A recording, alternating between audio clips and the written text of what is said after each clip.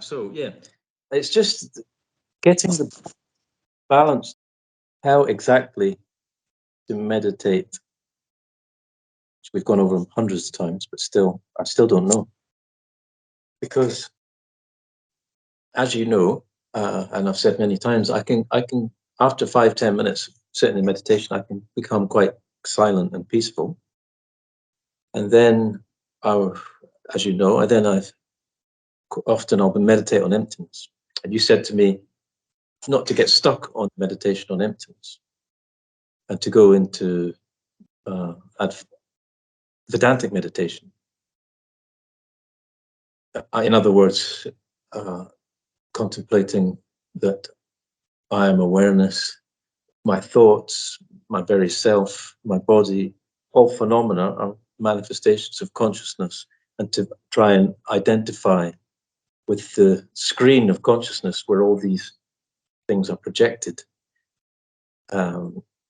It's just getting the balance between these three, because I don't want to stop becoming silent, because that's just like punching myself in the face, because I can do it, why not? And then I want to continue meditating on emptiness because I need to, because I've still got self-grasping. But then I also, the most important part is the last part, the nididhyasana part. So I just want to get your opinion on what I just said. Yes, because Andrew has a background of Buddhism. There is a lot of focusing on meditation on emptiness, shunyata, and that is logical. But in Advaita Vedanta, we are not interested for meditation on emptiness. Why? Because it is simply another approach to self-realization, enlightenment, or moksha. So there is another way of approaching the same goal of self-realization, enlightenment, or moksha without the use of meditation on emptiness. But since Andrew has familiarity with that, there is no problem to combine. As soon as Andrew wants to experience the truth and to do self-inquiry, Atma Vichara, through the Vedantic way, the Advaita Vedanta path, then there is no use of meditation on emptiness, shunyata. It is just completely another approach. So in Advaita Vedanta, first of all, we relax the body, the so-called physical body. Then we relax the breathing. And then we use all the instructions from the Yoga Sastra, which are instructions how to arrive and maintain a peaceful state, which Andrew already is familiar with from the previous path. And then when there is a nice state, both in the physical, so-called physical appearance, and also in the energy body, and also in the breathing, then we start what we call Atma Vichara, or self-inquiry, and we see the truth of our real self. What is our real self? So we use the Sravanam, the study of the scriptures, under the guidance of a competent guru. We take this study and this teaching, this truth, and because also we did mana, which means that we did previously the clarification of the Sravanam, of the teachings and of our understanding, then since we did this clarification together with the guru, and since we did the solving of our questions, then we have this stage of nididhyasanam, which is the Vedantic meditation, where what we want is to internalize this truth and this teaching that we have received and we have clarified, and we want to make it our own truth. We want it not to stay as an information, just a simple understanding, but we want to, as much as possible, to be our own truth and completely to soak up ourselves in this truth. So if Andrew wants to use first this peaceful state, Andrew can arrive on that peaceful state and can use the meditation on emptiness and then continue in the Vedantic approach, in the Vedantic nididhyasana, Vedantic meditation, and contemplate and internalize the Upadesa Mahavakyams, which is, of course, the great statements of the truth, of our real nature, and also of the nature of the Jagrat, the universe. We try then to internalize all these truths. Yeah.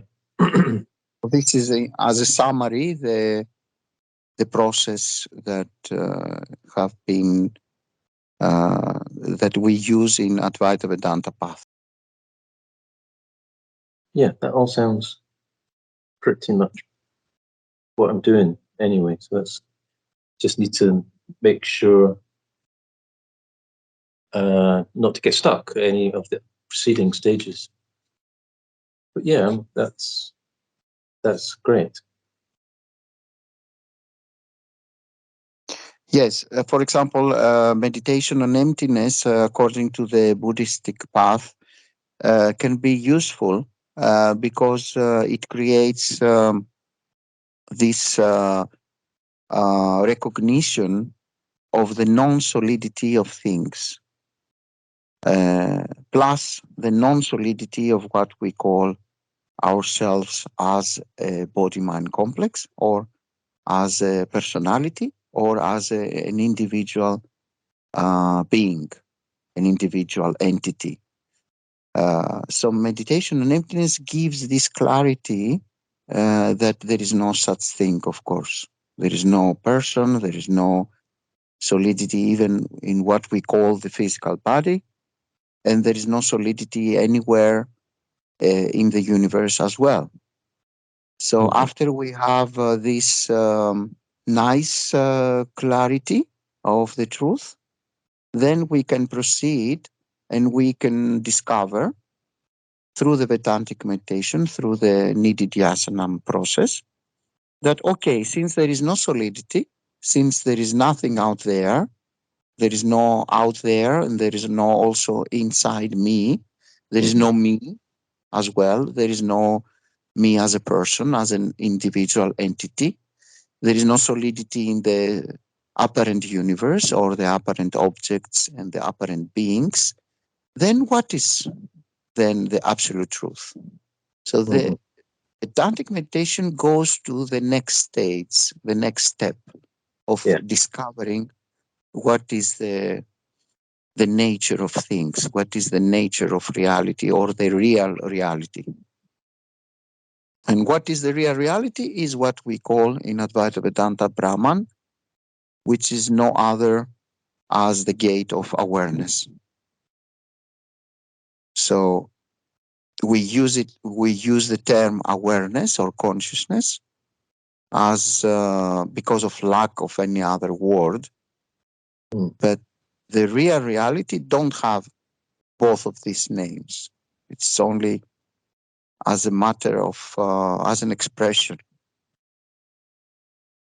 And here we can use the example of the deep sleep without dreams. When somebody is in the deep sleep without dreams, he don't say, I am awareness, or I am consciousness, or I am Brahman. There is no any saying, there is no any story or narrative there. But yet, we can recall or we can register the nothingness or the blankness of that state of deep sleep without dreams upon waking up after the sleep. So our true nature as pure consciousness or awareness is still there in the deep sleep without dreams. But what is what disappeared is the entire universe and the person and the objects and all the things that are appearing real in the so-called waking state. Yeah. So somebody who's self-realized will never lose awareness. Like when the example you just given of deep sleep, you said that awareness never disappears. What disappears is the conventional universe, if you like. But the awareness is always there. And somebody who's self-realized will always be aware of their awareness. They won't. It's not just a question of recalling something that happened. Awareness anyway cannot be loose, cannot be disappeared.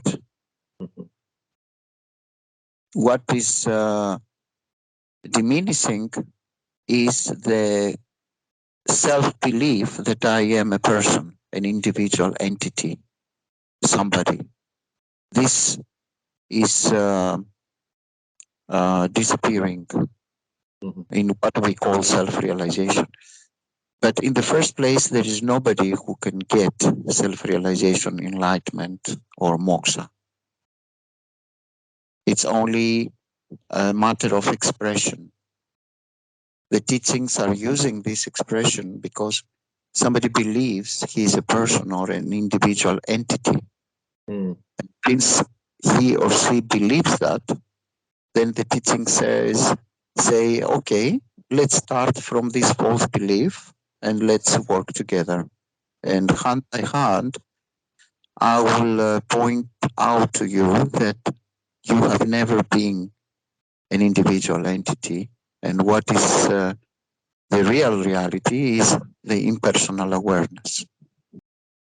So when the so-called somebody becomes self-realized or enlightened, or what we call attaining moksha, he don't go around and say, now I am an enlightened one. What he says, he says, I was never a somebody. I was never an individual entity. There is only awareness. There is only Brahman. And this is what I am. The so-called others, apparent others, they may say, oh, this person looks an enlightened one, a self-realized one, because he speaks in a very bizarre way. And he is very strange when he is trying to express the truth. So he must be an enlightened one. But from the standpoint of the so-called enlightened one, there is no enlightenment in the first place, because in the first place there is no somebody who were in bondage. Yeah. So since there is only Brahman, since there is only awareness, who can get enlightenment? Who can attain moksha or self-realization? But because we start from the standpoint of illusion, the things are on that context of illusion. So the entire system of teachings is also an illusion. But just like you use a thorn to remove a thorn from your feet, and then you throw it away, the same we use the liberation teachings, the teachings about liberation, to remove the false belief system.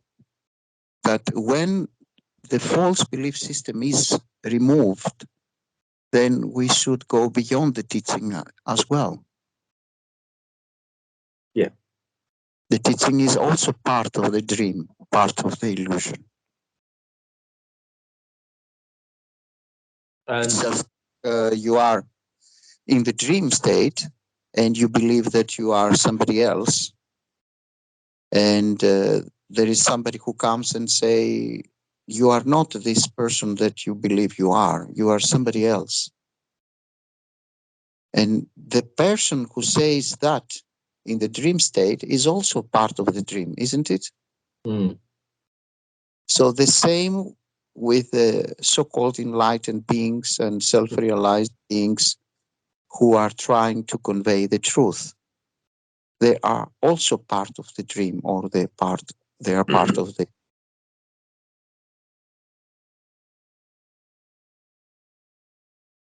Everything is only a concept. There has never been any bondage, and there has never been any liberation or any enlightenment in the first place. Why? Because there is only one enlightened one, and that is awareness, consciousness, or Brahman. All the rest are only appearances in it. Just a big dream. It's like in Astavakra Gita, where it is mentioned that everything is just the magical show lasting 3 to 5. mhm. That's all. It's just a dream, just a show. Uh, there is a belief that you are somebody, and then this belief can be removed by the recognition of the truth, that there is only presence, there is only awareness. And for this, there are many different approaches, different paths leading to the same, let's say, top of the mountain. Mhm.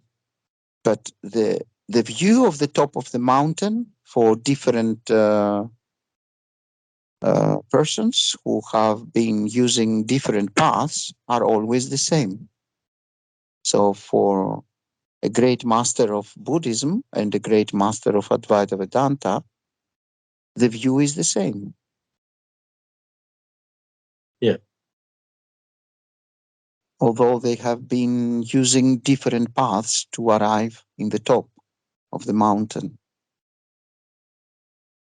There is only one real reality, which is not by any means a multiplicity or even a duality. And even if we speak about non-duality, uh, non-duality or duality are both concepts. That because people believe in multiplicity or duality, there is the appearance of the teaching speaking of non-duality. Both are concepts. And this we can understand much better in the state of deep sleep without dreams.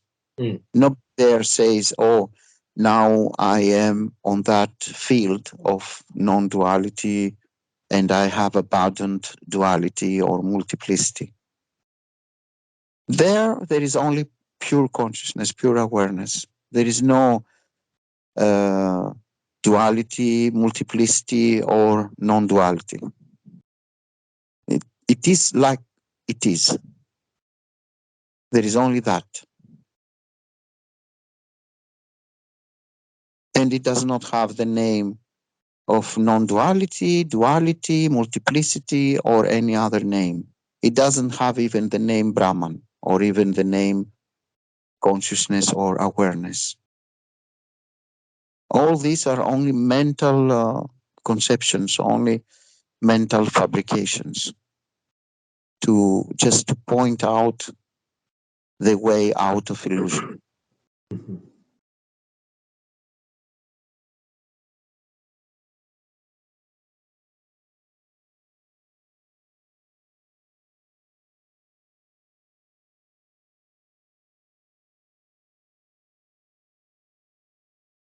So the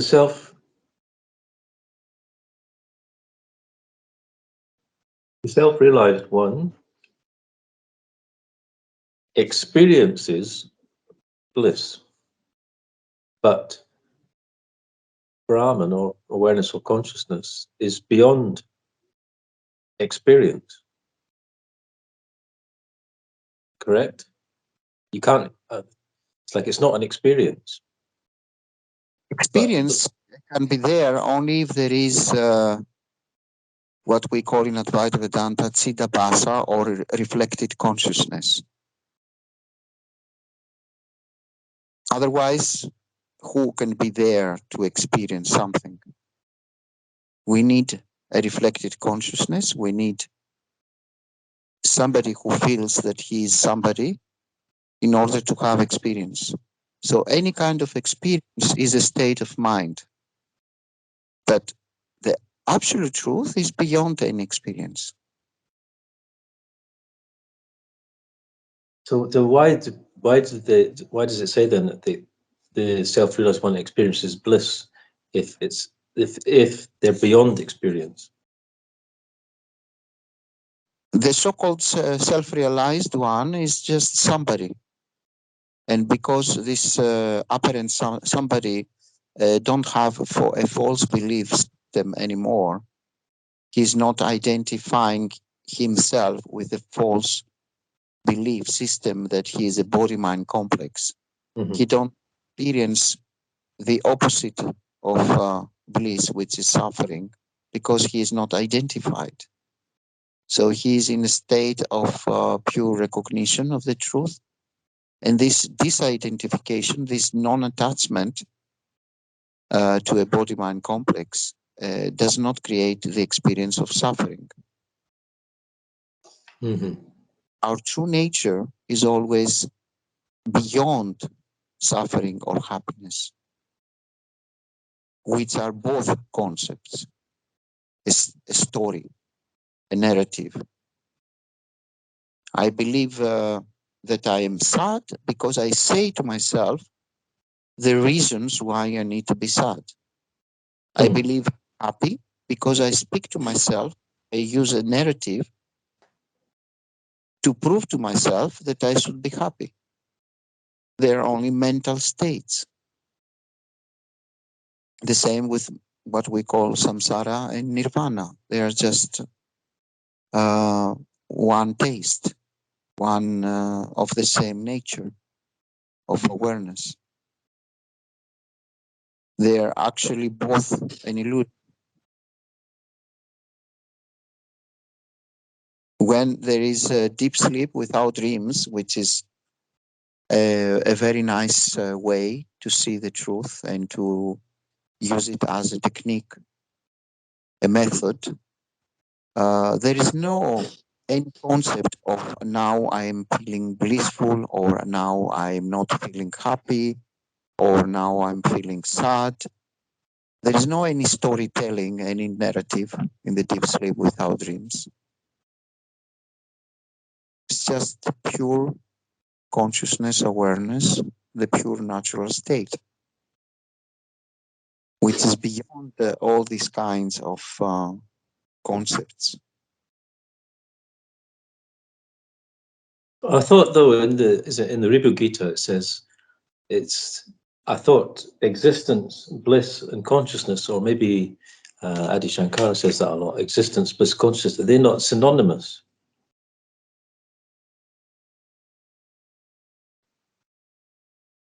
There is this expression in Advaita Vedanta that Brahman as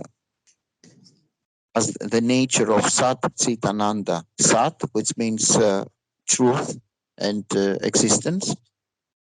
Chit, which means consciousness, awareness, and Ananda, which means bliss. Mm-hmm. But this nature appears only when there is Chitta-bhasa reflected consciousness. Only when there is somebody.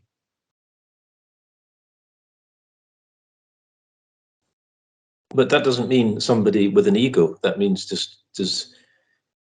because the self-realized person knows there's nobody there. Does the Yeah. do you mean there has to be the false belief in somebody before to have this existence bliss consciousness? Surely not. No, I mean that somebody can speak about Satchitananda only if there is somebody there. So Yeah. otherwise, speak about that. Okay. This Okay. this is an expression that appears only there is somebody who speaks. But from the standpoint of Brahman, Brahman doesn't say I am Satchitananda. Brahman doesn't say I am existence, consciousness, bliss. Hmm. Who is that? Only somebody. Somebody in inverted commas. Somebody. Only an apparent somebody can speak like that.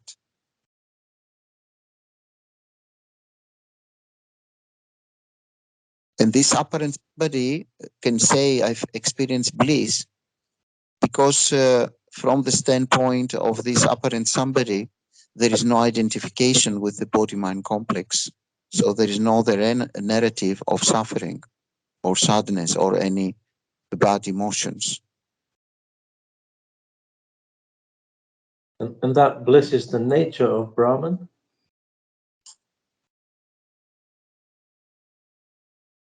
It's the nature of Brahman, how it appears when there is Chidabhasa, reflected consciousness. Okay. Brahman don't have this narrative. From its standpoint, Brahman doesn't say, I'm experiencing bliss. Brahman doesn't say anything at all. I mean, if you're not aware, I'm asking these questions because from the ego's point of view, it wants a reward. It wants to experience bliss. If Brahman's non-bliss, who wants why bother? Of course, ego wants a goal to find and to see something, what's in it for me. So the teachings are promising that without identification with the body-mind complex, there will be a peaceful state, a blissful state, which is true. Mm-hmm. But that is not because of the removal of samsara for the body-mind complex. So the teaching and self-realization, moksha or enlightenment, does not remove samsara for the body-mind complex. It removes what it removes. It removes the false idea or the false belief that I, awareness, have suffering. It removes this identification. The body-mind complex may continue to experience samsara, suffering, sadness, anger, whatever is to be experienced through the unfoldment of prarabdha karma, the destiny. Mm. But when there is the pure recognition, permanent recognition, and conviction of what I am as Brahman, as awareness, completely detachment, then you don't say, I have suffering. You can say, oh, I see this protagonist of this drama movie has now samsara, has now troubles in his destiny, in his prarabdha karma. Mm-hmm. But that let him or her have that, but I'm not by any means connected with that. I'm completely neutral. I'm completely detached from this kind of experience. The screen of consciousness or the screen of the cinema where, let's say, Andrew can be seen in this movie, in this drama movie or comedy movie. It can be also. It's definitely a comedy. Yeah, Andrew can have funny moments, good moments, bad moments, whatever. But the nature of Andrew, the nature of everything is the screen, not the movie of the protagonist, Andrew, and not the scenario, the life story of Andrew David Boyle. It is the screen cannot be affected or by any means modified or affected by what appearing in the scenario. It's just like there is a movie where there is a waterfall. As the screen becomes wet? No. No. When there is a fire in the movie, does the screen becomes burning? No. No. So the same with the true nature. So the true nature, the natural state, the real reality cannot be affected by any means, cannot be modified. It is always unchanging, always unaffected by whatever appears in its screen.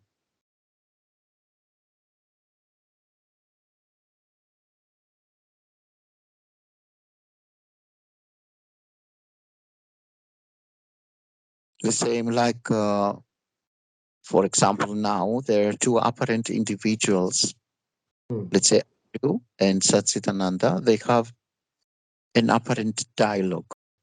And it seems there are two individuals here having an apparent dialogue. But what is listening and what is speaking, and also the background or the substratum where this apparent dialogue appearing is the true nature of both so-called, or in inverted commas, both Andrew and Satchitananda. We don't have here three aspects of reality. We have only one reality. We don't have the body-mind complex Andrew and the body-mind complex Satchitananda, and another factor called space, let's say, or the universe. There is only awareness, consciousness, which itself appears as the body-mind complex Andrew and as the body-mind complex Satchitananda, and as the apparent universe where this event appearing to take place. And if I would the so-called Andrew, where is that which is now aware of this talking, of this sound, and who is aware of this apparent dialogue? Can it be located somewhere? Is it inside the body-mind complex of Andrew? Is it inside this room? Is it inside this planet or this solar system or galaxy or universe? Does it have a particular location?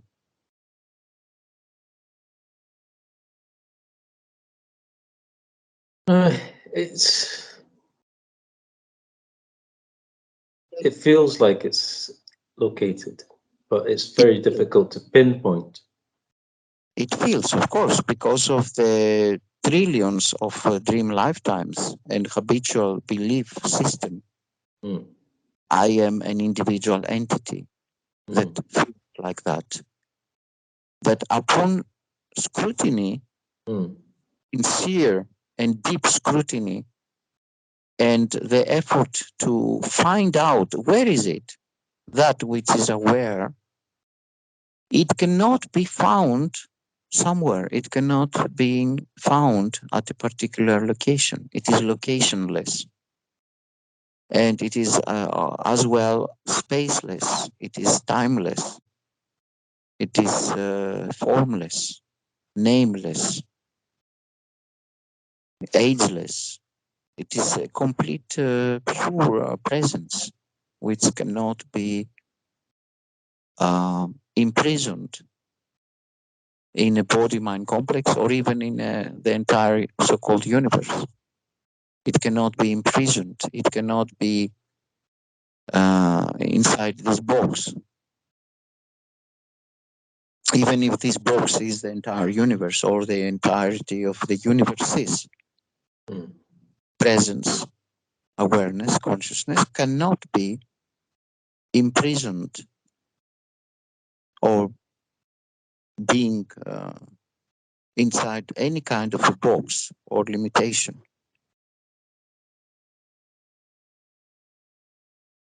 Because even through logic, it is not an object that you can put it somewhere.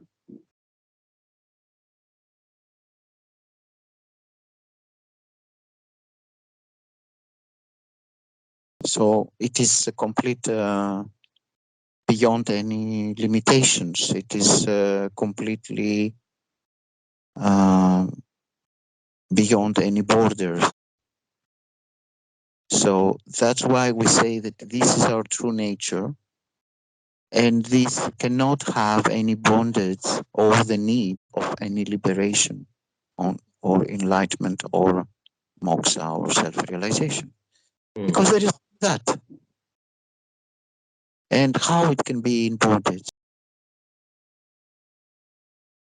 Sure. Out of its limitlessness and namelessness, and out of anyway, it is nameless, it is borderless, it is timeless, it is spaceless, it is completely beyond any characteristics. So how it can have the need of any liberation or any enlightenment or moksha? Now, the one who believes that he is somebody, of course, he has the need to become free. If somebody believes that he is located inside the brain, let's say, or inside the heart for others, or inside the body somewhere, or even inside what they call in soul. So, of course, if he or she believes that there is a location and he is imprisoned somewhere, of course, he starts to believe that he needs a liberation. Yes. He needs to be saved by this limitation, by these borders. But upon scrutiny again, this somebody cannot be found anywhere. It is just a concept. It is just the I thought, ahamkara. I am, this body-mind complex is only a thought. Sure. There is no any entity here on this thought. Thought itself is empty, complete sunyatam, completely non-existent as something solid.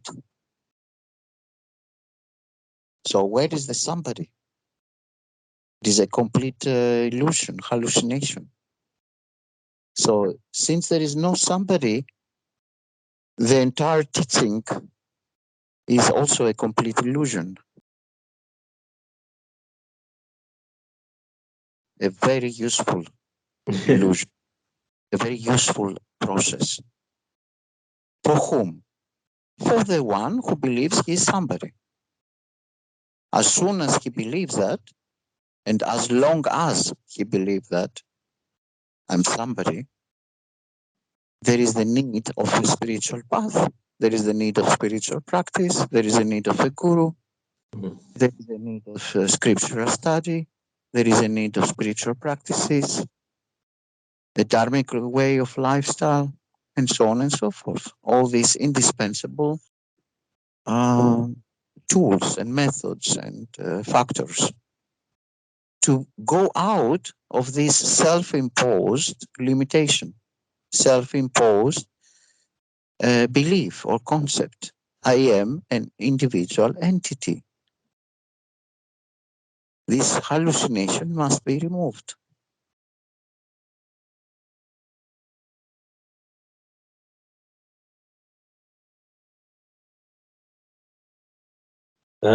Try moving further away from your microphone.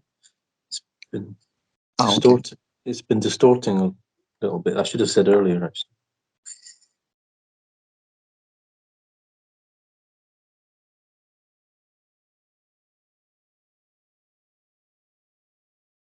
You say, try to go further from your microphone.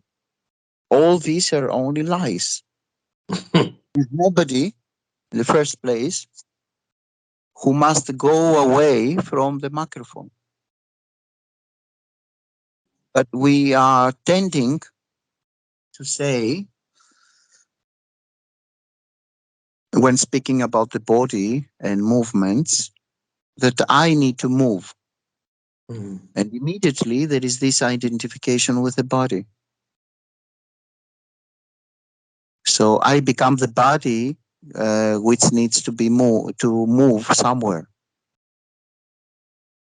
But what I am is not the body, and there is no any movement in the first place. Any kind of movement is only an illusion. There is no any movement anywhere, because there is no anywhere in the first place. There is no any space. This is also a concept. Time is also a concept. There is only the unchanging, unmodified consciousness, awareness.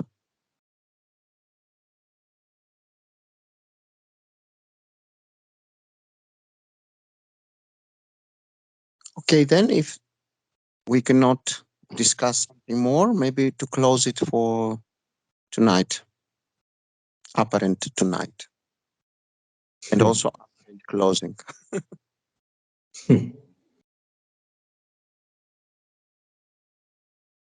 Okay.